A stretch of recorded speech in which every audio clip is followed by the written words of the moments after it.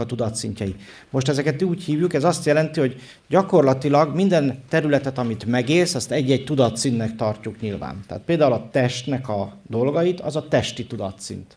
Jó? A léleknek a benned zajló érzelmek, indulatok, vágyak szintje, az egy másik tudatszint. A gondolataidban, képeidben, belső világodban, tehát az elmédben zajló tudatszint, az megint egy önálló szintként a rá jellemző tulajdonságokat, képességeket rejti, és ezeket mindegy kicsit képbe kell, hogy helyezzük, és a működését meg kell, hogy értsük ahhoz, hogy utána uralni tudjuk ezeket a tudatszinteket. Tehát, hogy ne vigyen el minket az ego, ne vigyenek el az érzelmek, ne vigyenek el a gondolati sémák, minták, amiket gyerekkorunk óta belénk ültettek, ezeket meg kell tanulni, mondjam így, kezelni, uralni.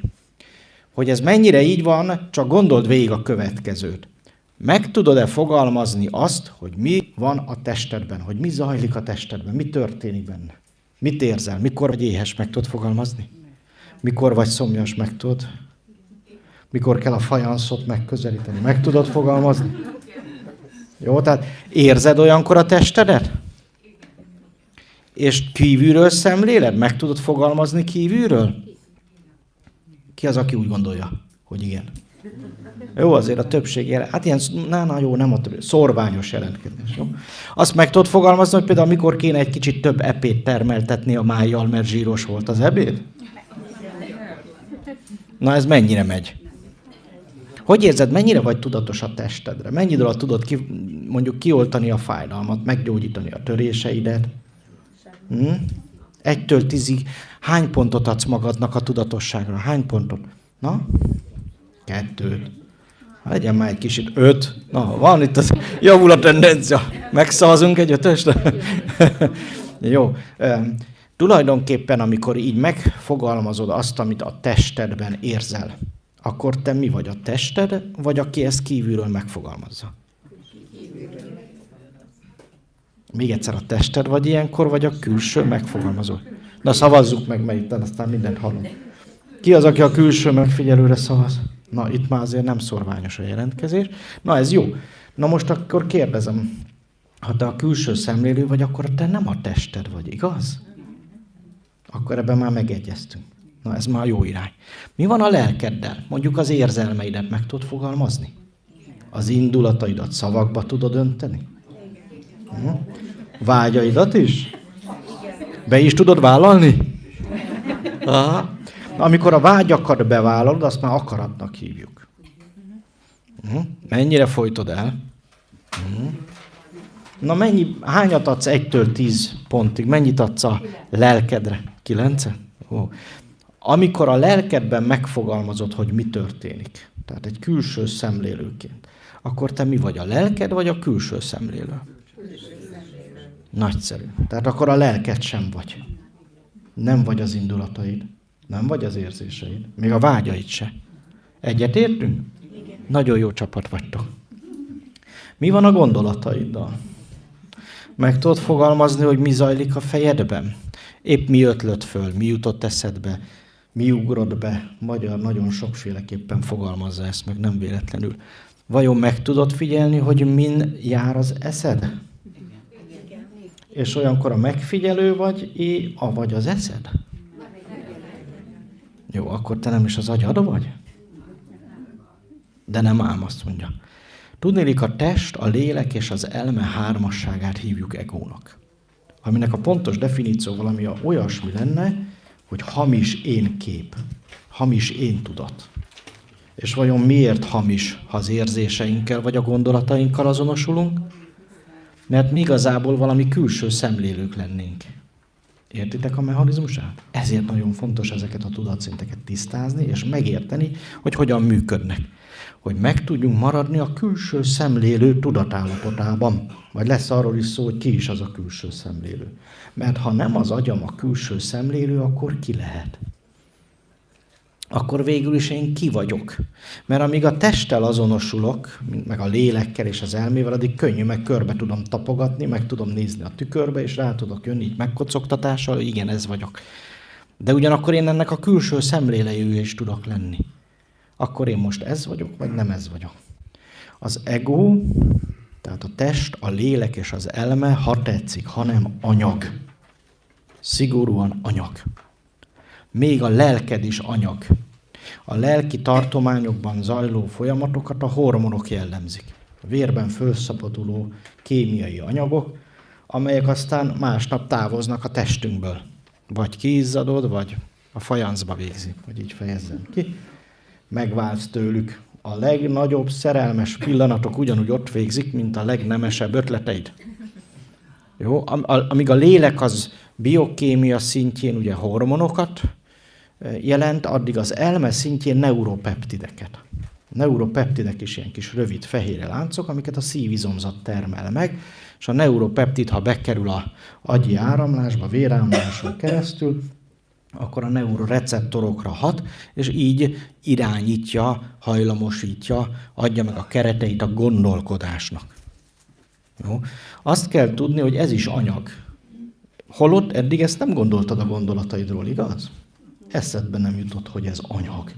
Sőt, meghatározza azt, hogy édesanyától milyen neuropeptid programozást kapott, még az anya méhbe a neuroreceptorok rendszere. Nem is gondoltad volna, igaz? Ma a tudomány azt mondja, hogy már pedig ez anyag. És igazából a tudomány figyelme már nem is annyira a gondolkodásra irányul, mint inkább a gondolkodást meghatározó mechanizmusokra, illetve a kvantumfizika azokra a részecskékre, arra a tudatra, amely még a gondolkodást is kívülről képes szemlélni. Jó? Ezeket fogjuk egy kicsit rendbe rakni, és megkeresni azt, hogy hát akkor ki vagyok én. Igen, tudom, most jól ki vagy, mert rájöttél, hogy nem az ego, de akkor ki vagy? Ha megkérdezném egyébként, hogy figyelj, mondd már el, hogy ki vagy te. Mit mondanál? Egy örök illető szabad szellem. Miért jöttél akkor ide? Nem vagyunk döbbenve. Már tudja a leckét teljesen. Nem mondtam, mit tennék azért. Jó, abszolút itt a helyed. Nagyon jó, hogy itt vagy. És aznak örülök, hogy ilyen emberek vannak itt. Most elszállt a hangom talán, de nem baj. Pont, hogy ezeket kell rendbe rakni, és megtanulni, hogy az egót hogy tartsuk irányba, hogy az egót hogyan kezeljük, és milyen módszerek, milyen eszközök vannak arra, hogy az egónkat jobban megértsük, hogy minél jobban tudjuk kezelni. És hogyha megértjük, hogy még a gondolkodás is, mint ilyen az anyag, az érzelmeink pedig nem más, mint a gondolkodás automatikus biokémiai következménye, akkor gyakorlatilag egyetlen egy kérdés marad, hogy oké, tök jó, akkor milyen eszközökkel, milyen törvények szerint, milyen módszerekkel tudom kezelni úgy az egómat, hogy jó legyen neki. Hogy komfort érzetem alakuljon ki ebbe az életbe, és netán még boldog is legyek. Egyet tudtok ezzel érteni? Ez már elment, nem is kell, akkor nem is belebeszélek. Halljátok itt hátul? Kicsit késve, de ugye, lassan terjed a hang. Jó, én most ezt fölrajzoljuk a táblára, azért rakjuk föl a táblára, hogy egy kicsit még az egónkat is azzal, hogy leírjuk, és így egy táblázatba berendezzük, kívülről szemléljük. Jó, és akkor utána azon belül lépésről lépésre el fogom mondani azokat a legfőbb jellemzőket, működési alapelveket, úgymond az ego törvényeit, ami alapján működik. Utána ugyanezt megbeszéljük a magasabb szinten, a külső szemlélő szintjén, hogy ott hogy működik, ott milyen mondjuk így, hogy törvények működnek, mert hogy igen, ott is vannak fizikai törvényszerűségek, és azokat megértve megértjük a szellem és a külső szemlélős szinteknek is, sőt az énünknek a működését. Amikor ezeket megértettük, onnantól kezdve képessé válsz mindent úgy rendezni és elhelyezni az életedben, ahogy neked az a legtöbb boldogságot hozza. Jó? Mert van egy nagy célunk ebben az életben, én úgy gondolom. Tudod? Igen, boldognak lenni. Boldognak lenni. Nagyszerű. Azért élünk, hogy élvezzük. Semmi más célja nincs. Ha nem ezt tanultad, akkor rossz iskolába jártál. Ha neked eddig nem azt tanították, hogy élvezni kell, és hogyan kell élvezni az életet, akkor rossz suliba iratkoztál be. Tehát most tedd bele a fejedbe, hogy egyetlen egy dolgunk van itt, mindenkinek kivétel nélkül ugyanaz. Belegondoltál? Az, hogy élvezze az életet. Igen. Jó, így éltél eddig? Élvezted? Nem élvezted. Még jó, hogy ide beiratkoztunk akkor. Jó? Megtanuljuk, hogy mi kell ahhoz, mit kell ahhoz tudni, és mit kell ahhoz tenni, hogy élvezzük. És megígérem, hogy minden egyes módszer is, amit még itt átadunk, még az is élvezetes lesz. Jó? És akkor így lesz motiváció is arra, hogy folytassuk. Jó?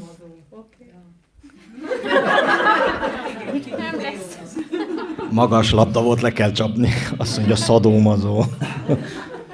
Ismered, amikor azt mondja a mazoist, hogy üss. Mire a szadista? Nem. Így gondoltam, igaz? Jó. Van, aki azt élvezi, hát élje azt, nincs vele semmi probléma. Tábla, jó? Most egy picit hátrafordulok, de ezt ne vegyél sértésnek. Jó? Tehát lentről fölfele fogunk haladni, úgy képzeld el, hogy 5 ilyen rubrikát fogunk fölrajzolni, jó? És ezek a tudatszintek lesznek. Azért 5, mert ez az az 5 tudatszint, amit a testben megélünk.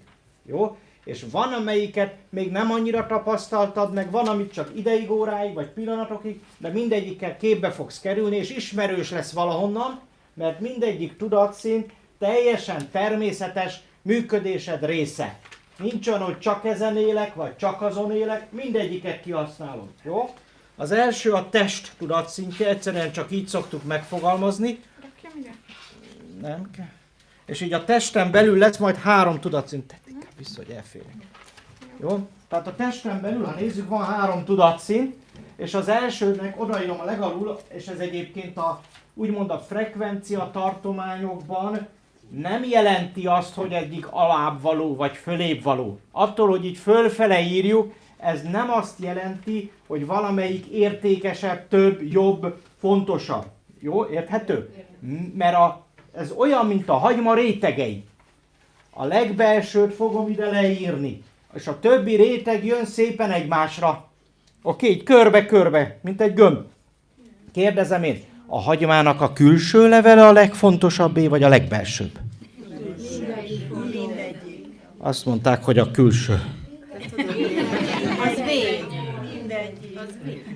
A hagyma azért hagyma, mert benne megvan mindegyik rétege. Értem? Tehát nincs meg egy réteg a többi nélkül. Értelmezhetetlen az egyik réteg a többi nélkül, mert az már nem hagyma.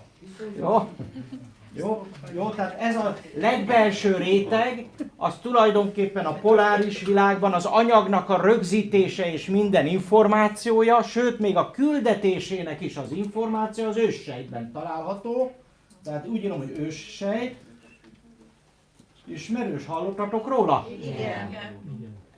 Indiában, sőt a magyar népi gyógyászatban, tehát a kereszténység előtti népi gyógyászatban, vagy a sámánista gyógyászatban is ezeket alvósejteknek hívják. És az az alvósejt őrzi az álmában az összes tudást az emberről, akiben ő található. Érthető? Tudja azt, hogy melyik sejttípust, melyik szervet, hogy kell, miből kell fölépíteni, de az a program is megvan benne, hogy mi a küldetésed, mitől leszel boldog, mi az, hogy szereted, és így tovább. Jó? Az őssejt antianyagot is tartalmaz. Jó? Antianyag ismerős? Igen.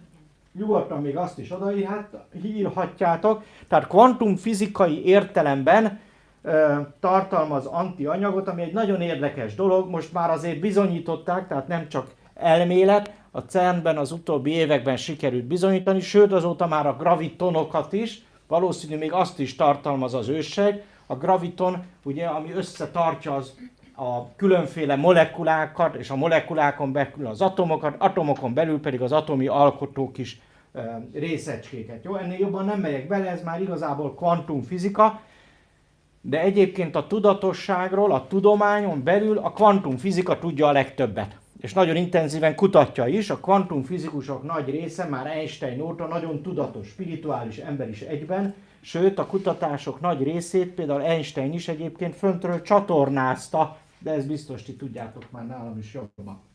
Jó? A test középső pontja az a fizikai, biokémiai, fizikai test, tehát fizikai.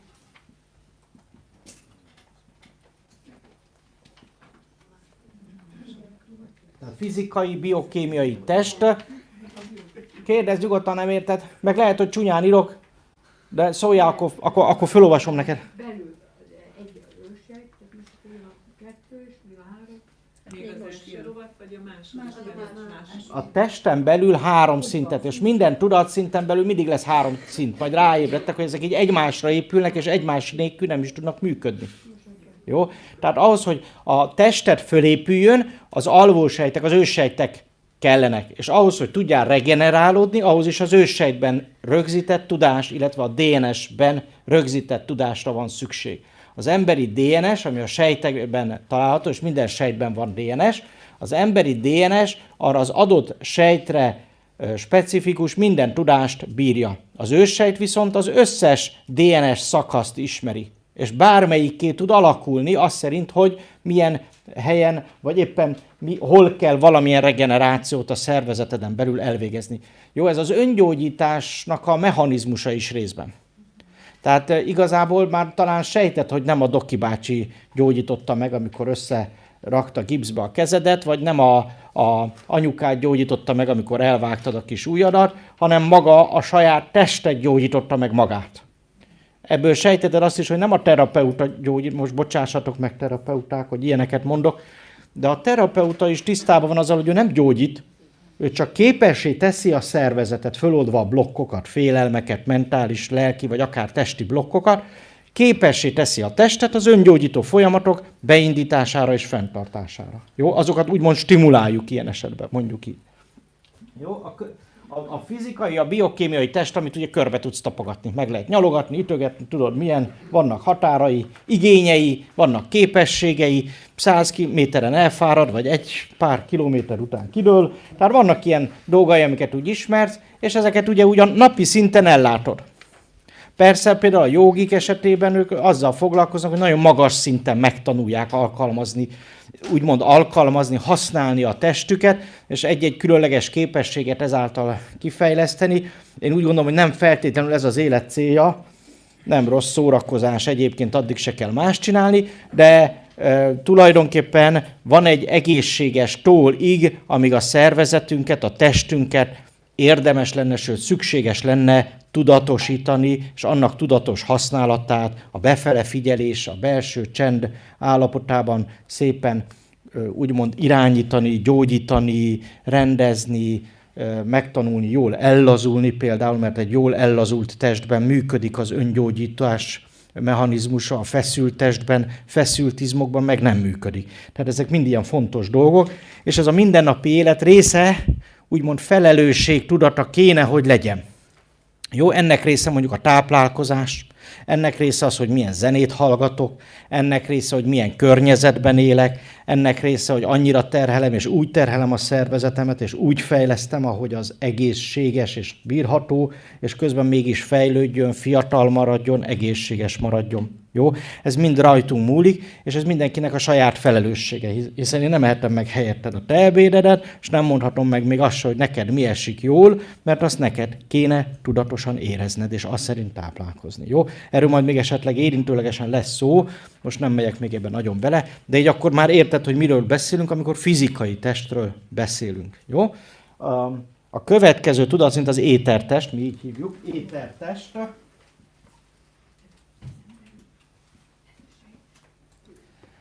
Az étertest az egy külsőbb réteg lesz, ez egy elektromágneses mező. Jó? Az aura első rétege, egy ismerős esetleg. Jó?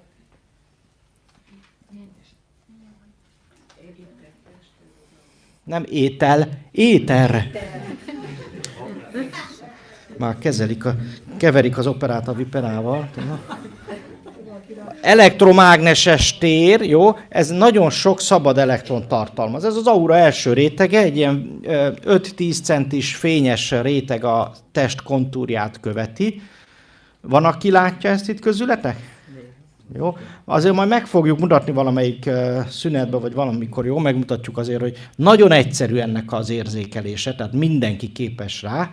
Sőt, elmondom, hogy egyébként nagyon sokan az extrasens képességek közé sorolják, de azt elmondom, hogy ez nem extrasens képesség, ez a szemeid fizikai képessége, a periférikus látást használva tudniillik, az aura láthatóvá válik. Ez a rétege biztos, de még a második, tehát a színekkel vibráló réteg is.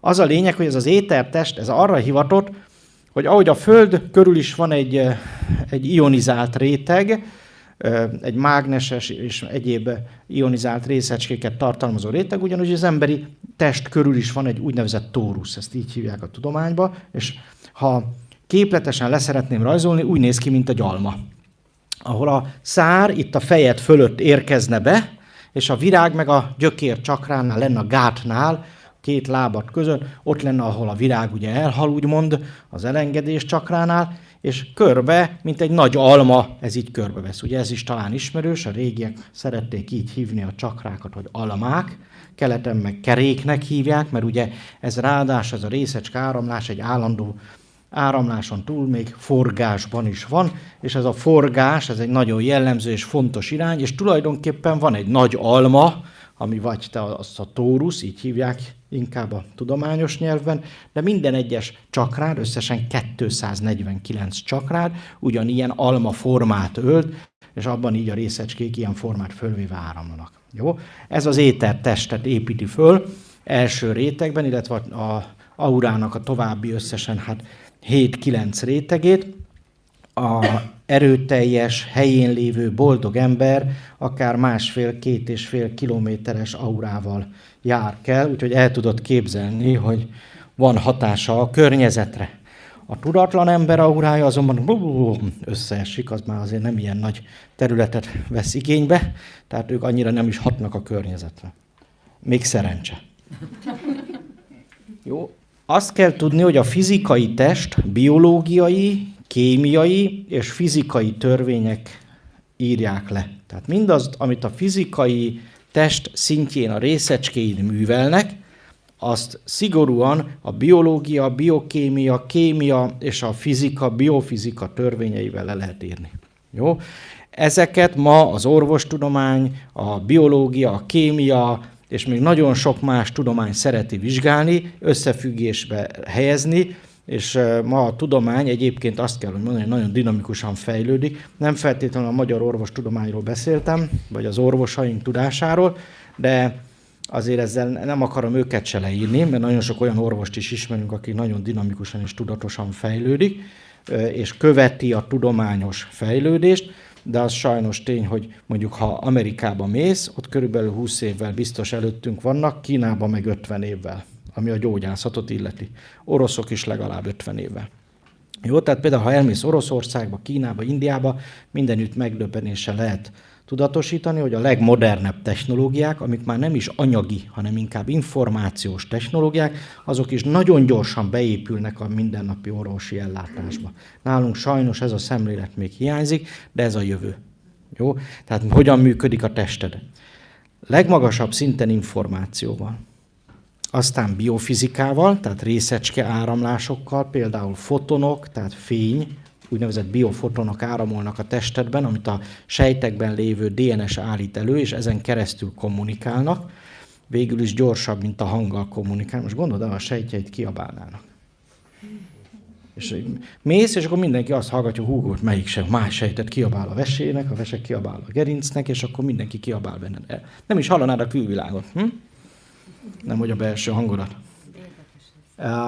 Ehelyett a sejtek akármilyen furcsa fénnyel, tehát biofotonokkal kommunikálnak, valamint elektromágneses impulzusokkal, és ezek az elektromágneses impulzusok például, amíg a fény egy nagyon finom tartomány, és az információ átvitelre szolgál, a bioenergetika, tehát a különféle részecske áramlások a sejtközi állományban, a sejtek egymás közti kommunikációja során elektromágneses impulzusokkal már egy sűrűbb minősége az energiának, ott már nem feltétlenül csak információ van, hanem úgymond erővel egymást irányítják is, rá is veszik erre arra, és aztán utána jön az anyagi kommunikáció, nyirokrendszerben megy egy kommunikáció, a vérkeringéssel megy az idegrendszerben is van ugye egy állandó kommunikáció, és így tovább, és így tovább. Tehát a sejtjeid mind külön-külön egy kis galaxis, ha így mondhatnám, egy kis univerzum, fölépítik aztán a szerveidet, azok is mindegy egy külön univerzum, mondjuk így, aztán végül is lesz egy szervezet, az is egy teljes univerzum, és szép csöndben mindent lekommunikálnak. Jó? Tehát ennyire csodásan van ez megoldva, és tovább megyek, a nem élő anyag esetében ugyanígy meg van oldva. Tehát nehogy azt hitt, hogy csak az élő szervezetben működik ez a finom elektromágneses, vagy akár foton kibocsátás, még az élettelen tárgyak nagy része is ezt végzi, valamilyen szinten minden élettelen testnek is, vagy anyagnak is, eszköznek is, tárgynak is van például aurája. Jó?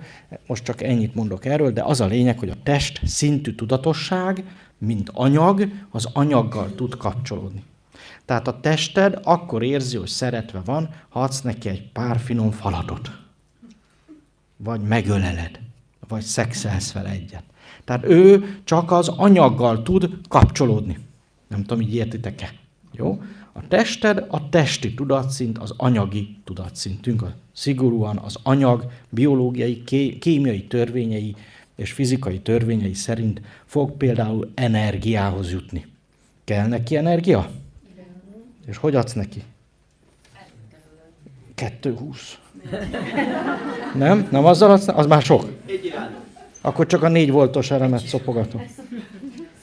Hát nagyon sokféle kép ad az ember energiát, és mindre szükségünk van. Jó? Tehát ennyi. Ezt akkor értik. A következő tudatszint az a lélek. Tehát a következő tudatszint a lélek tudatszintje.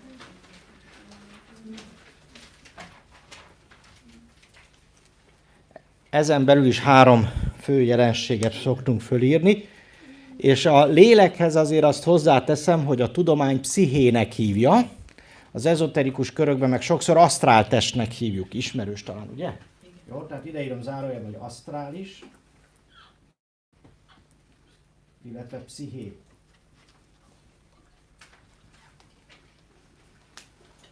A magyar nyelv azonban léleknek hívja, és ha a tövét, tehát a lélek, mint tövét keressük, akkor 2 dologhoz jutunk, a léhez, meg a lélhez. A lé alatt nem a pénzt értem. Habár az is jó energia a léleknek, de a lél, a lélegzet. Jó? Tehát szigorúan az élethez kapcsolódik. Az élet, aminek van egy kezdete, meg van egy vége. Idegen szóval úgy szoktuk mondani, hogy inkarnációhoz köthető. Jó? Tehát minden inkarnációnak van egy lelke, van egy asztrál teste összességben, a lélek különféle frekvenciáját, energia, tartományát, amit megélünk lelkileg, az építi föl az asztrál testet, amely aztán majd ugyanúgy egyszer lebomlik, mint a fizikai test. Annyi a különbség, hogy amíg a fizikai test pár év alatt le tud bomlani, jó, a csontod az pár ezer év alatt, addig egy asztrál test akár több ezer év, alapban 2-3 ezer év, mire lebomlik. Tehát közben újra születsz, és az asztrál testet kapcsolódik az új inkarnációdhoz. És hajlamosít arra, hogy ami előző életben nem volt letudva, tudatosítva, kisütve, amely töltés még ott volt benned, és úgy mentél el, indulatok, vágyok, akármi, vagy akaratok akár, azok újra kapcsolódnak az új inkarnációhoz, és így hozzuk át életekről életekre az úgynevezett karmákat, vagy előző életbeli karmákat, ami igazából azért marad ott, mint töltés, hogy majd egy vikarma, tehát amikor a karma utolér, és visszanyal a fagyi, tehát ez a vikarma időszaka, amikor ez visszajön, akkor erre legyen egy hajlamod, hogy ezt megéld. És nem is tudod miért, de így szereted, úgy szereted, így utálod, úgy utálod, meg se tudod mondani, de ezek mind arra valók, hogy így az előző életből itt maradt töltések hajlamosítsanak, hogy ezt a területet, ezeket az eseteket, az ilyen szituációkat tudatosan éld már meg, semlegesen, külső szemlélőként, és nem szenvedve. A karma magyarul bűn. Tehát a magyar megfelelője a bűn. Ez sajnos a katolicizmus, a kereszténység világában ez a bűn negatív előjelet kapott, és egy ilyen negatív csengése van ennek a szónak, holott egyébként egy semleges szó, és azt jelenti, hogy olyan tettet követünk el, olyan tehát cselekszünk, vagy csinálunk, mert a magyar cselekvés szótöve az mi is? Az egy csel, ott valakit becsapsz. És a csín, meg nem tudatosan, de megint csak becsapsz. Tehát nem a igazság, nem a valóság szerint jártál el. Tehát amikor cselekszel és csinálsz dolgokat, az ilyen, az egy kicsit olyan huncutság. Bezzeg, amikor tett van, tehát teszel valamit, az a teremtésnek a része, az már egy tudatos valami. Jó, és az már nem karma, mert azt tudatosan követted el, amit tudatosan követtél el, annak értelemszerűen a következményeiről is tudatos vagy, az már nem karma, az nem bűn. Nem tudom, hogy érthető-e. És akkor így ezt a bűn kérdést is rendbe rakjuk. És amikor utolér a bűn következménye, ugye a bűn, amit nem tudatosan csináltál, vagy cselekedtél, annak a következménye az fölkészületlenül fog érni, és esetleg kellemetlenül. Persze van pozitív karma is, de ez egy dolog. És amikor így kellemetlenül vagy kellemesen utolér a vikarma, ahogy Indiában mondják, azt hívjuk bűnhődésnek. Jó? De ez sem negatív szó kéne, hogy legyen, tehát nem ugyanaz, mint a bűntetés. De a bűntetés is jó dolog, mert a bűn rávesz arra, hogy tegyél. Tehát már nem csinálsz, vagy cselekszel, hanem teszel, ezért bűntetés eléri, hogy tudatosan cselekedj. Nem tudom, hogy érted-e? Tehát tudatosan műveld a dolgokat, és onnantól az már nem csinálás, meg cselekvés, hanem teszés. Szép magyar szóval. Persze tesze tossza, aki nem tudja, hogy is kéne teszni. Jó? Jó, azért mondom így, mert akkor így bemegy a fejedbe könnyebben, de igazából az egész életben minden arról szól, hogy tudatossá váljunk. Tehát minden egyes dolgunk úgy jöjjön létre, minden egyes dolgunkat úgy tegyük meg, hogy közben tudatosak vagyunk arra, hogy mi is történik, ha abban valamit mozdulunk, teszünk, akkor az hogyan fog és milyen módon változtatni, és tudjuk, hogy az abban a dologban minket például a szeretet vezérel, nem a bosszú, nem valami indulat, nem valami vágy, nem valami anyagi, vagy adott esetben negatív, vagy éppen akár pozitív késztetés visz minket erre, hogy megtegyük, hanem egy tudatosan, külső szemlélőként eldöntött tett legyen az, amit teszünk. Jó? Erről szól a minden élet. Erről szóltak az előző életeid is, erről szól a jelen életed is. És a legnagyobb poén, hogyha ezt tényleg tudatosan teszed, még élvezed is. Ez benne a lényeg. Jó? Ezt majd a végére meg fogod érteni, miért mondom ezt. Jó, na most a lélek, az, amit mondtam, biokémia, az első szinten legalulra, tehát a legsűrűbb vagy a legbelsőbb héja, az úgynevezett vágyak lesznek.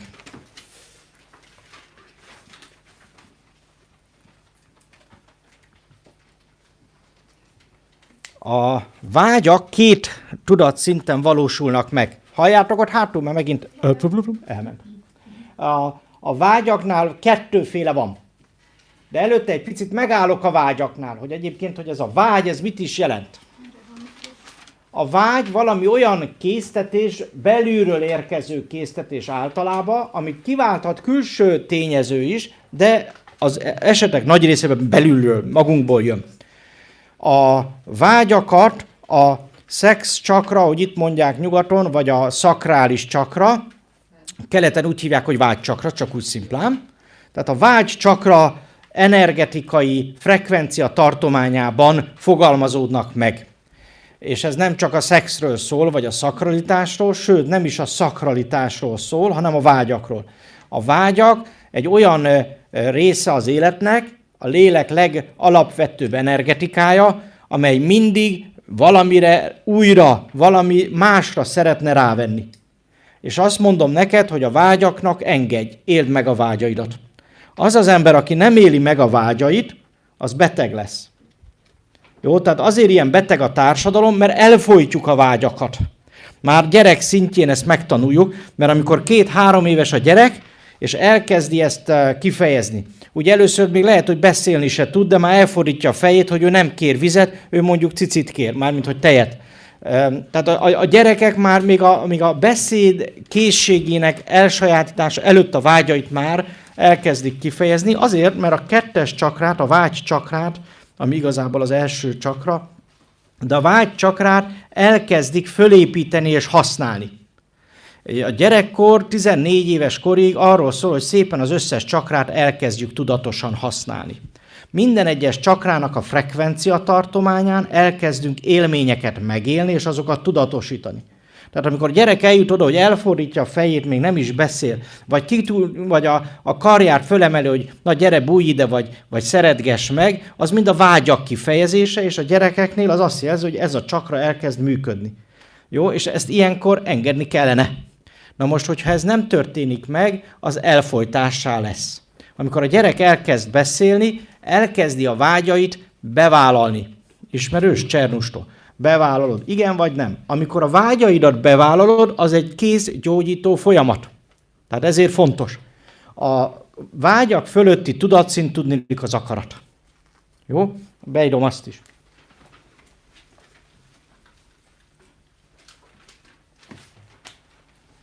Az akarat tudatszintje az, amikor a vágyakat kimondom.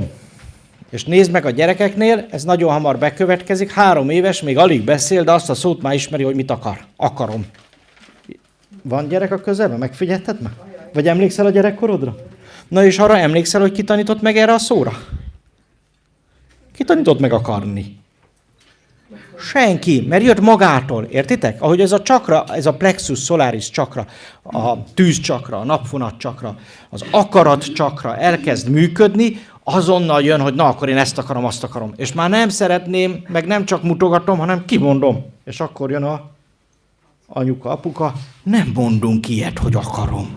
Úgy mondjuk, hogy szeretném. Nem szeretem, csak ném, ha megengedik, akkor majd szeretni fogom, akarni akkor se. És így létrejön már itt elme szintjén a leszabályozás, hogy nem vágyunk és nem akarunk. És ez betegíti meg az embereket. Ennyi az egész folyamat. Ismerős? Úgy hívják, hogy pszichoszomatika tudományban. Jó? Úgy akar, hogy megölök tőle. Én akár 4 évesen mindig csak akar. Helyes, akarjon is, mert akit nem letörnek, hanem megengedik, hogy így beszéljen, az utána tudni fogja, hogy mit akar, és sikeres ember lesz az anyagi világban, tud teremteni. Ennyi a kulcs, ennyi a titok, nem több. Megnyugodtam. Jó, örülök. Jó, a vágyakból viszont 2 van, azért ott 2 vonalat írtam. Van egy olyan, amit a külvilág vált ki, azt úgy hívjuk, hogy karmikus vágyak.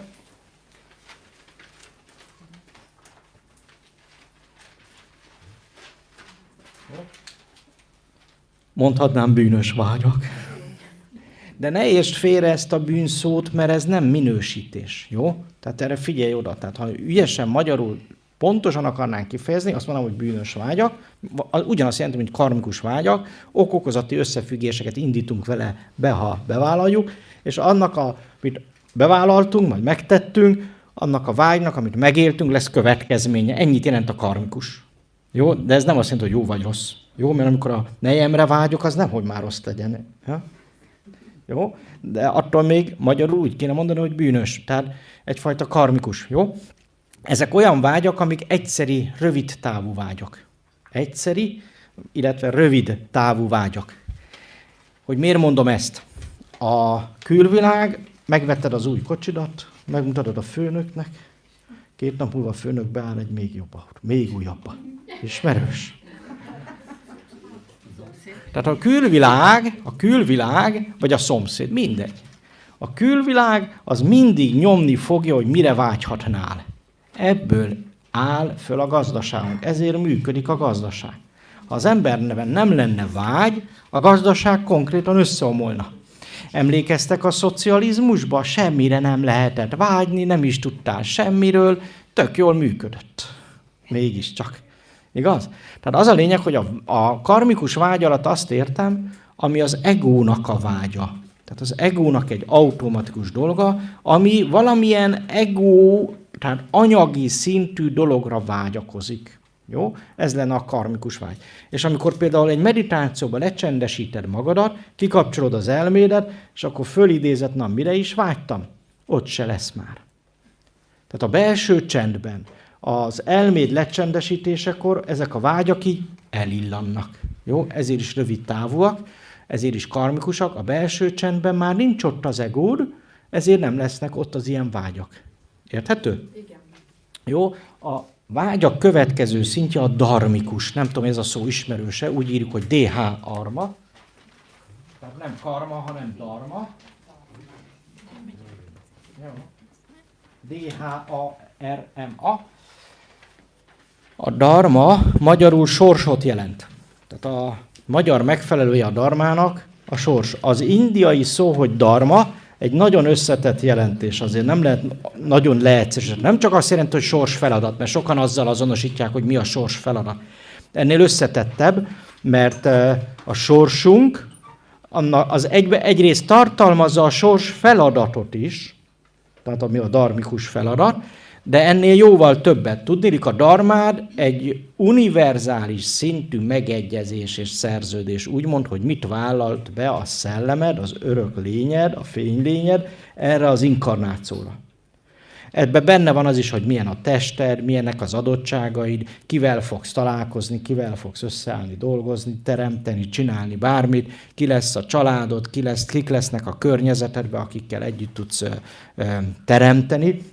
De az is benne van, hogy az egész univerzummal még az is le van egyeztetve, hogy mit fogsz majd teremteni, hogy fogsz élni, és a többi, és a többi. Tehát a dharma egy nagyon-nagyon széles jelentéstartalommal bíró szó. A dharma, vagy dharmikus vágy pedig azt jelenti, hogy akármilyen hihetetlen a szellem beléd programozza, a DNS-edben ott van programozva, hogy mik azok a vágyak, amik téged elmozdítanának az utat felé, a sorsod felé. A helyes utadra, úgymond arra az útra, amiben boldog tudsz lenni. És ha kimész az utcára, és megkérdezed az embereket, hogy mire vágynak leginkább, akkor általában ilyeneket szoktak mondani, hogy szeretet, egészség, boldogság, békesség. Ismerősek ezek a szavak? Ezek, ha hiszed, hanem ezek kivétel nélkül erények, amiket nem az egódban élsz meg. Az egód ezeket nem tudja megtenni. Érted? Ezt mind a szellemet tudja, és a szellemed minőségei. Még a bőség is. A bőség is. Érted ezt anyagilag is, meg persze minden tudatszinten. Jó? Az egy külön 2 napos tanfolyam, hogy a bőség tudatosságát elmondjuk, és azt, hogy hogyan csinált. Mert azt is meg lehet tanulni, mert az is egy magas tudatszinten indul, és ha azon tudsz azonosulni és megérteni, hogy működik, akkor létre tudod hozni az elmédben, a lelkedben és a testedben is a bőséget. Anyagi szinten ugye a gazdagság.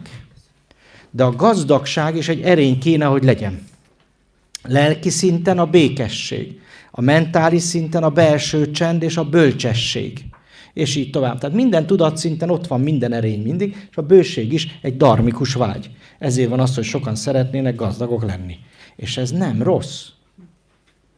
Oké, és amíg te félsz a gazdagságtól, vagy úgy érzed, hogy nem érdemled meg, vagy nem vagy rá képes, vagy arra születni kell, meg örökölni, meg hozzá, addig nem leszel gazdag, mert nincs benned a bőség tudatra, meg az, ami ahhoz kell. Nem tudom, értitek-e? Jó? A szellemed, az univerzum a mindent odaadna, ami a dharmáthoz kell. Ezt alatt értem azt, hogy ha ahhoz 1 milliárdos vagyon kell, akkor 1 milliárdos vagyont fog adni. Ha ez egy olyan vállalkozás kell, akkor egy olyan gazdag vállalkozásod lesz. És csak a mi félelmeink, vagy a sémáink, vagy a mentális struktúránk fogja meghatározni, hogy mennyi pénzt fogadunk el az univerzumtól. Mennyi a fizetésed? Ki az, aki elégedett a fizetésével? Kezeket fel. Ki az, aki nem? Oké. Ha nem vagy elégedett a fizetéssel, egy kicsit bővítsd a határaidat. És ha az elmédben el tudod fogadni, hogy te arra méltó vagy, akkor meg is fogod kapni. Ilyen egyszerű. És akkor tudsz azt szerint munkát is változtatni akár. Ez egy hosszú dolog, most nem megyek bele. Jó? Csak annyit mondok, hogy ezt is meg lehet tanulni, úgy, hogy ez egy erényes és tiszta dolog. Nem pedig egy piszkos dolog legyen, mint hogy sokan a pénzügyi dolgokhoz ma állnak. Jó? Szeresd nyugodtan a pénzt, mértéke. Tudatosan inkább így mondom. Nincs felső határ. Jó? Tehát az univerzumban úgy képzeld, hogy van egy bankfiókon, egy bankkártyád, vagy egy bankszámlád, és azon a számládon az univerzum annyit tárol, amennyit csak kérsz, amennyit csak kell a dharmádhoz. Érthető? Jó? Nyissad ki a határaidat. A következő szintet magyaráznám egy picit inkább el, az akarat. Az akarat azért fontos, mert ott jut el oda az ember, hogy a vágyait már nem a tanultak alapján elfojtja, elnyomja, hanem bevállalja. Ez önmagában egy gyógyító, egy nyitást eredményező, egy előrelépést eredményező dolog az ember életébe. Jó? Főleg a dharmikus vágyak, amikor lecsendesedsz, benn vagy egy mély meditációban, és egy dharmikus vágyat, egy hosszú távú vagy visszatérő, mert ezeket úgy is hívjuk, hogy a dharmikus vágyakat, hogy hosszú távú, visszatérő vágyak, ír le így is, hosszú távú, visszatérő vágyak.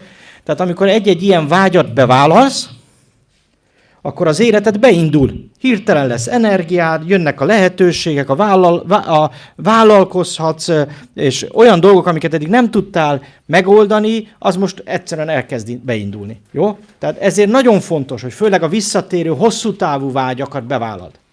Ilyenek például, hogy milyen helyen szeretnél élni, milyen helyen lakni, milyen emberekkel körbevenni magad, mivel szeretnél foglalkozni, milyen hobbiaid vannak, mire vágysz, amit nem tudtál eddig megvalósítani, és figyeld meg, hogy mindig a külvilágra fogtad, hogy nem élted meg. Holott csak azon múlik, hogy vállald be. És megkapod az univerzumtól, elkezdenek jönni a lehetőségek, elkezd jönni hozzá, ha kell a pénz, ha kell a lehetőség, és rá fogsz jönni, hogy igazából semmi sem a pénzen múlik. Mert pénz nélkül is bármit nagy-nagy vállalat. A legnagyobb milliárdosok, akik például ott van a Soros, kölcsönnel kezdte. És ma a világ egyik leggazdagabb ember. Az más kérdés, hogy használja ezt, de ez egy más kérdés. De itt a mechanizmus a lényeg. Értitek? Tehát az soha nem kifogás, hogy nincs pénzem. Jó? Vállald be a visszatérő, hosszú távú vágyaidat. Nyugodtan az egyik szünetbe vedd a fáradtságot, és írd le az egyik oldalra, egy különálló oldalra kérlek, hogy igazából milyen vágyak vannak benned, vagy voltak az elmúlt évtizedekben, amiket még nem valósítottál meg. Mondjuk úgy is, hogy bakancslista. Jó? Tegyétek meg, és akkor holnap majd visszatérünk még rá. Jó? Az akarat beindítja az áramlást. Jó? Ez a lényeg. Ha bevállalom a vágyat, kommunikálom a vágyat, azt szerint tervezek, cselekszek, teszek, az beindítja az áramlást, beindítja a teremtés mechanizmusát, és mindent megad, ami a teremtési folyamathoz kell. Tehát igen, meg kell tanulni újra akarni, mert gyerekkorban leneveltek róla. Oké? De most ne bántsd utána a szüleidet, ha hazamentél. Nem azért mondtam.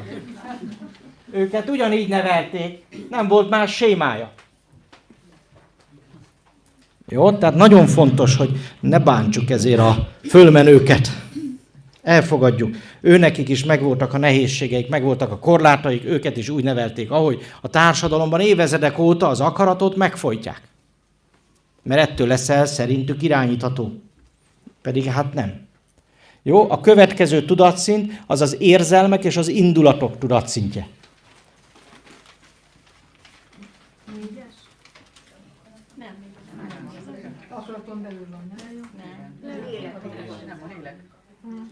Akár tetszik, akár nem, ez mind a lélekben van. Ez azért fontos, egyébként a lélek szó is fontos, tisztázzuk. Sokan a lelket a szellem szóval keverik szisztémásan. Tessék? Érzelmek és indulatok. Mi a különbség a kettő közt? Az indulatot nem vagy képes vezérelni, uralni. Az érzelmekről meg úgy hiszed, hogy vagy. Sőt, olyan szinten is megközelíthető, hogy az indulatok általában negatívak. Tehát valamilyen romboló dolgok. Az érzelmek meg inkább pozitív dolgok, azokat szereted. Például a szerelem.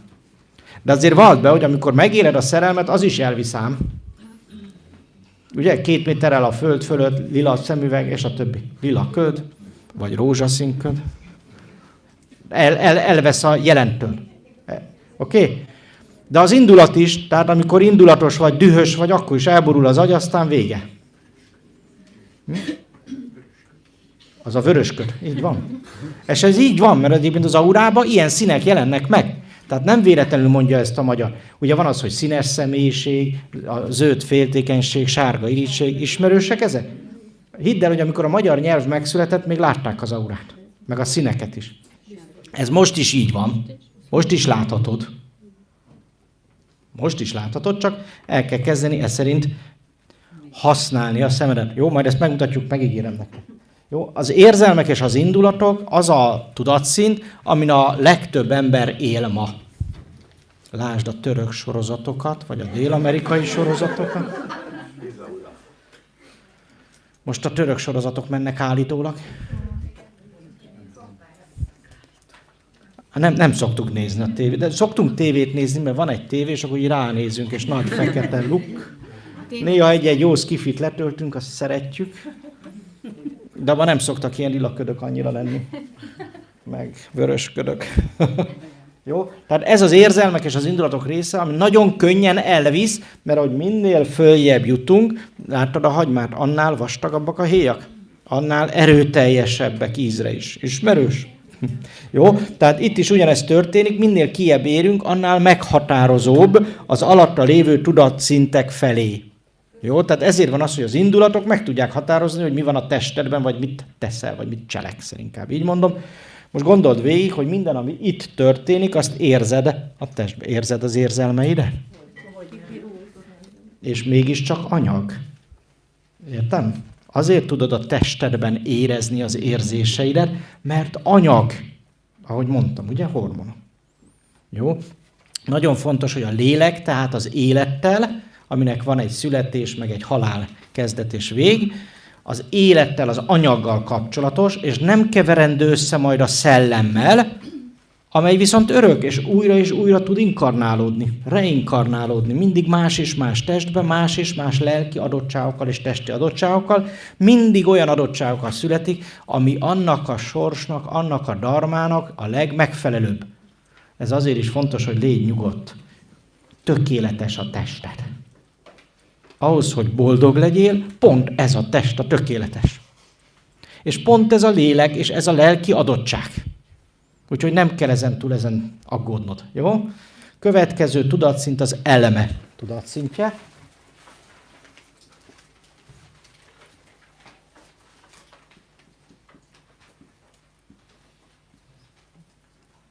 Itt is 3 tudatszintre fogjuk bontani, és az elménél még annyit megjegyzek, hogy ezt úgy hívja a tudomány, hogy mentál, vagy mentális, esetleg parapsziché. Jó?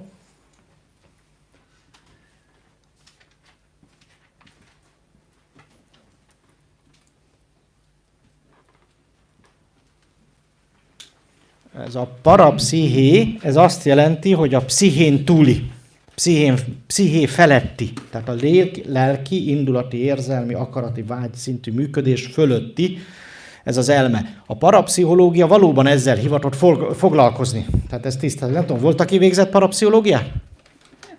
Hol? Mantrán. Magánúton. Jó. Vagy a Józsi Prof. Kovács Józsefnél végzett valaki? Mert ő a legszebb példája ennek egyébként Magyarországon, hogy a parapszichológia az az elme tudománya. Az, hogy az elmét hogyan használd, és az elméddel hogyan mit teremts, mit alkoss, hogyan irányítsd az lelket és az testedet ahhoz, hogy a lehető legjobban, rutinszerűen szinte a szellemedet szolgálja az egód. Nem tudom, hogy érted-e? Tehát erről szól a parapszichológia. Jó? Sajnos Magyarországon nem akkreditált, de például Németországban, Angliában igen, Hollandiában is már úgy tudom, Spanyolországban is, illetve hát, ahol igazán nagy hagyományai vannak, az például Amerika vagy Oroszország, ahol ezt komolyan tanítják, sőt Amerikában nagyon sok pszichológiai tanszék, egyetemi pszichológiai tanszék integrálta a parapszichológiát a pszichológiai oktatásba. Egyébként tudva levő, hogy a pszichológia, mint tudomány jó 200 éve úgy indult, hogy a parapszichológia a legkülönfélébb spirituális és extrasens képességek kutatása, oktatása is része volt annak. Azt hittem, valamit akarsz kérdezni. Csak legyeket. Jó? Az elme legalsó tudatszintje az a tudat alatti, így hívjuk.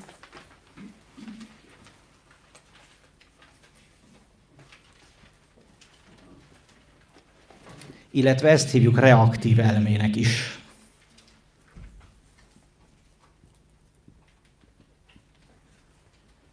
Tudom, itt most nem jelentkezik senki, tehát nincs szientológus, köztünk megúsztuk. Ők úgy gondolják, hogy ez az ő saját dolguk, de az a helyzet, hogy jó 50 évvel már Ron Hubbard előtt ezt német pszichológusok leírták ugyanazt a rendszert, tehát nem ő találta ki, csak ő terjesztette el, de most én nem akarok velük se vitatkozni. Legfeljebb letiltanak majd róla. Igazából a tudat alatti, ami ugyanaz, mint a reaktív elme, arra szolgál, hogy a túlélést biztosítsa. És ennyi a feladata. Megjegyez minden sztorit. És az szerint, hogy az a túlélés szempontjából nekünk pozitív vagy negatív volt, le is jegyez, töltésként, engramként eltárol. És a tudat alatti innentől kezdve, hogy valamivel találkoztál, megérted és megtapasztaltad, legyen az jó vagy rossz, ezt a töltést elő is veszi bármikor az idegrendszeredből, amikor hasonló esettel találkozik. Jó? Igazából Igen? mi van akkor, hogyha valaki olyan tehetséges, csak a rosszat ezáltal mindig azt húz elő a cilinderből. Mi a kedvenc kajád? Nekem? Igen. Hűha, Hűha. csümölcsök. Jó, az is egy engram. Az is egy... Engram. Ott van töltésként a tudatalattidban. Ezt nem kell kiauditálni, félreértés ne essék. Ha csak nem akarsz gyümölcsdiétát tartani, és nem enni több gyümölcsöt. De nem tudom, hogy érted-e. Figyelj, a világ nem arról szól, hogy jó vagy rossz. Oké? Hanem a túlélés szempontjából segít, vagy nem segít. Erről szól ez a tudatalatti. Sokan ezt rossznak ítélik, és azt hiszik, hogy csak a rossz van benne, de az is benne van, hogy az anyudat szereted jó esetben, vagy épp nem. Érted? Az is ennek a következménye. És nagyon-nagyon-nagyon sok minden van a tudatalattiba, amit nem is tudsz tudatosítani, ahhoz már egyfajta technika kell, hogy tudatosítsd, de a normál állapotban, hétköznapi élet során nem tudatosítod. Azok a traumák, amik az első 9 hónapban anyuka pocakjába értek, vagy azok, amik a pár éves korodig, akár 8-10 éves korig értek, ezeket nem tudjuk automatikusan tudatosítani, de ott van bent. Jó? Azonban transz állapotokban, téta állapotban, mély meditációban ezeket elő lehet hozni, ezekkel lehet dolgozni, felül lehet őket írni, át lehet struktúrálni és gyógyulni. Jó? Tehát a tudat alatti nem hozzáférhetetlen. Ezt kell tudni. Jó? A tudat alatt igenis hozzáférhető. De ami jó, meg szép, meg azt nem feltétlenül kell fölülírni. Ami meg nem jó, meg leblokkol, ami fájdalmat, szenvedést okoz, azt kell csak felülírni. Jó? Tehát ez egy fontos része az elmének, a túlélésben segít. Jó? Persze ezt nagyon buzgón teszi, néha túl buzgón, és olyankor van, hogy ki kéne oldani egy-egy blokkot, minden egyes blokkod, minden egyes hajlamod közt, vagy mögött ott van valami engram. Érted, hogy most éppen miért a piros autókat szereted, vagy miért a vonatokat, még emögött is lehet engram. Jó? Vagy épp miért utálsz, mi az az életterület, ami nem vagy sikeres, mi az az életterület, amitől félsz, azok mindenről szólnak, hogy van valamilyen engram, van valamilyen töltés, van valamilyen blokk ezen a területen. Jó, és ezt a túlélésed véget annó elraktározta az elme, ezt utána szépen lehet tudatosítani, megtanulni, kezelni, és onnantól kezdve már nincs szorongás és félelem sem. Jó, ez mindenkinek egyébként egyénre szabad feladat, és mindenkinek feladat. Tehát az a helyzet, hogy kevés olyan ember van, aki olyan közegben, olyan családban nő föl, ahol minden negatív élménytől meg tudnák óvni. Jó, próbál persze a szülő óvni, az a baj néha, hogy túlságosan is óv. Aztán amikor meg elkerülhetetlen, hogy találkozz vele, akkor meg már nem jól éled meg, van benned egy óvottság miatti félelem, szorongás minden új dologtól, azok is blokkok. Jó, tehát itt azért nagyon fontos az, hogy megtanuljuk, és a belső csend gyakorlatok erre is eszközök. Szoktunk ilyen kimondottan oldás szemináriumokat is csinálni, ahol kioldjuk, megtanítjuk részben a módszertan, meg ki is oldjuk a legfontosabb blokkokat. És akkor ha hazamész, akkor onnantól kezdve már te magad tudod magadat úgymond rendezni ilyen szinten. Ezek nagyon fontosak a mindennapi életben, főleg ha betegség van, félelmek, szorongások vannak. Jó? És én azt tapasztalom, hogy nincsen ember, akiben ne lenne mit oldani. Még bennem is érted. Szóval ez egy ilyen dolog. Jó? Érdemes ezért ezt is majd megtanulni. A következő tudatszint a racionális, a logikus, a gondolkodó elme.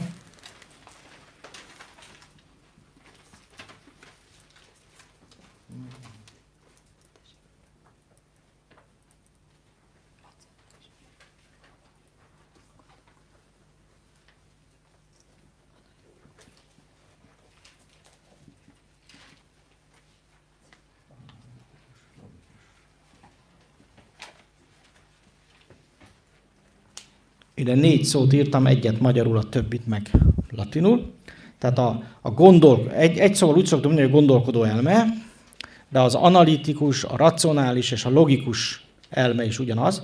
Tehát ezek mind olyan funkciók, amiket az elme végez. Tehát elemez, értelmez, megfogalmaz, és rendszerbe állít, sematizál, címkéz, jó? Vagy dobozokba rendez ki, hogy szereti. Erről is nagyon sok előadás van szerte a neten, érdemes nézni, egy kicsit megismerni az elmét, hogy működik. Jó? Ez a gondolkodó elme, mondjuk csak itt, tehát a racionális elme az a tudatszint, ahol a megfogalmazás történik. A tudatos ember arra használja az elméjét, hogy megfogalmazza, azáltal tehát szavakba öntse, és ennek révén tudatosítsa azt, ami történik vele. Ezzel, hogy tudatosítunk, elindulunk a tudatosodásba. Ez a tudatosodás egyik legfontosabb eszköze, hogy semleges külső szemlélőként, tehát semlegesen meg tudom fogalmazni, hogy mi történik bennem, mi történik a külvilágban. Ha a külvilágban történik valami, az hogyan befolyásol, az milyen reakciót, vagy milyen egyéb folyamatokat indít el bennem, és már nem reagálok, nem címkézek, nem indulatoskodok, nem állok neki harcolni, küzdeni, hanem csak maradok a semleges külső szemlélő, aki tudatosítja is mindazt, ami történt a külvilágban, és azt, ami benne erre elindult. Ez így érthető? Igen. Tehát az elménk arra van, hogy tudatosítsuk, ami történik. Semleges, külső szemlélőként szavakba öntsük, megfogalmazzuk a dolgokat. Az az ember, aki így módon tudatosítja az életét, egy-egy eseményt így külső szemlélőként semleges szavakba önt, az az ember, az stabil marad. Nem fogja elvinni az indulat, a félelem, a szorongás, nem fogja elvinni a reakció. A reakció, ne felejtsétek, mindig tudatlan. Nem fogja elvinni azt, hogy címkézzen, ítélkezzen. Nem fog értelemszerűen leblokkolni sem, és nem fogja tudni érzelmileg sem elvinni semmilyen esemény. Érthető ez? Igen. Jó. Őt hívnánk intellektuális embernek. Ő már nem érzelmi ember, de nem is materialista ember, hanem ő az intellektuális ember. Jó? Érthető ez? Tehát nagyon fontos megtanulni majd azt, hogy az elmében nem agyalok, mert nem arra van. Nem parázok, mert nem arra van. Nem össze-vissza fötör a negatív gondolathegy, mint minden reggel elindul, és este befejezésre hulla vagy, és nagyon negatív. Nem erre van. Az agyad alapban arra van, hogy csendben legyen. Offline, tudod. Vagy stand-by, ki hogy szeretném mondani. Arra van, hogy ott van stand-by-ba, és ha kell, akkor például előveszem, hogy megfogalmazzam, semlegesen szavakba öntsem, tudatosítsam azt, ami történik. Arra van, hogy elmélkedjek vele. Arra van, hogy amikor szemlélek, közben megfogalmazok, tudatosítok, egyben tudok tervezni is így, tehát tervezek, jó, alkotok, és a teremtés folyamat során mindent képekkel is és egyéb módon megfogalmazva a teremtés fontos eszközévé váljon. De ebben nincs semmi polaritás, nincs reakció, nincs viszonyulás, nincs pozitív vagy negatív. Értitek, amit mondok? Na ez a tudatos elme. És rá fogsz jönni, hogy az idő nagy részét a tudatos elme csendben tölti. Nem agyal. Nincsenek gondolatok. El tudod ezt képzelni? És ha tudod, csend van az elmében, akkor a lelkedben békesség lesz. És amikor csend van az elmédben, a test rugalmas lesz, és nyugodt, laza. Most, hogy itt állok, most is laza vagyok. Minden egyes mozdulat laza kéne legyen. Ez lenne az egészséges állapota a testnek. Miért? Mert nincs agyalás, nincs semmi negatív, ami befeszítsem. Értitek ezt, amit mondok? Nagyon fontos is. Jó, a következő tudatszint pedig a képzelet magyarul. Képzelet.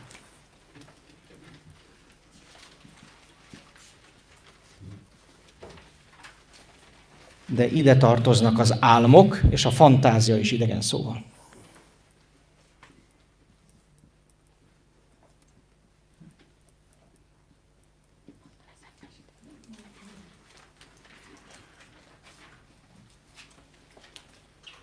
A fantázia egyébként ugyanazt jelenti, mint a képzelet. Jó? Ide tartozik a kreativitás is, ezt hívják úgy is, hogy kreatív elme. Jó? Írd be nyugodtan, hogy kreatív elme. Amikor is például lerajzolsz egy nem létező állatot. El tudsz képzelni nem létező állatot? Igen. Most képzeld el egy picit magadba. Van lába, törzse, farka, feje. Figyeld meg, hogy csak olyan dolgokat tudsz elképzelni, még ha el is engeded a fantáziádat, amely elemei léteznek. Tehát csak meglévő sémákkal tud bármit is újat elképzelni az elménk. Az a fő dolog, hogy az elme mindig csak is sémákkal, mintákkal, keretekkel tud dolgozni. Sőt, alapelvekkel. Jó, tehát vannak alapelveid. Axiómák, amiket meg se fogalmazol. Tehát olyan szintű axiómák vannak benned, hogy mit tudom én, a lábad kell, hogy a földön legyen, és nem a fejed búbja, meg nem a bimbókkal kell járni, hanem a lábaiddal. Tehát ilyen alapaxiómák vannak benned, és teljesen természetesen így működik. Mint ahogy az, hogyha valamit leteszel a földre, az ott marad. Nem pedig elszáll, kivéve a galambot. De ez annyira komoly, hogy a tudomány azt mondja, hogy nincsenek színek. Azt mondja, hogy nincsenek szagok, nincsenek ízek, nincs anyag. Na ezt magyaráz meg az elmédnek, hogy ülve maradtál a széken ennek hallatára. Mert az az axióma az elmédben, hogy a széken lehet ülni, és az nem marad a földön, én is a földön maradok, nem fogok lebegni, meg a gravitáció, meg az egyebek, igaz? Teljesen standard axióma az elmédben, hogy az hajnalokat a reggelek követik, az estéket az éjszakák. Nem? Nem figyelted még meg? Nem is gondolkodsz rajta. Jó, tehát ez mind az elmének a működése. És annyira, de annyira magától értetődőnek és késznek vesz, hogy eszébe se jut, hogy esetleg nem így lenne. Na most, amikor az elmédet kikapcsolod, akkor viszont bármi lehetséges lesz, hisz nem lesznek ott ezek a sémák. Na ez az extrasens képességek világa. Jó, majd erről még lesz szó. Most, ami a legfontosabb, hogy az elméd csak is sémákkal, mintákkal, rutinokkal tud dolgozni, amik miatt a gyerekeket tanítjuk.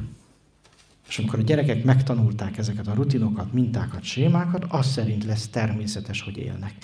De ebben még az is benne van, hogy ki vagyok, mi vagyok, mire vagyok képes. Benne van az, hogy mi a kasztom, mert igazából ez a kasztrendszer. Most is abba élsz, te is. Csak nincs kimondva. Nem is kell, mert a szüleid, ahogy neveltek, amely alapján az önhited, az önértékelésed, az önbizalmat kialakult, arra leszel képes abban az életben, és bent tart abban a kasztban, amiben fölnőttél. Érthető ez? Ezen alapul a társadalom meg a gazdaság. De a jó hír, ebből ki lehet lépni nagyon hamar, az elmédet ki lehet nyitni, lehet fejleszteni a képességeidet, és amikor fejleszted, nagyon gyorsan át tudsz lépni több kasztot is akár. Tehát lehetsz akár még királynő is, vagy királyné, vagy herceg, ami akarsz lenni. A lehetőségek tárháza végtelen, és akár mit is hallottál eddig, az univerzum és a társadalom ezt engedi. Még a háttérhatalom is, úgyhogy nem kell tőlük se félni. Ez a jó hír. Ez már hihetetlen, mi? Na, tartsunk egy szünetet, jó? Köszönöm. 1 perc, várjatok meg egy pillanat, még jön a Miklós.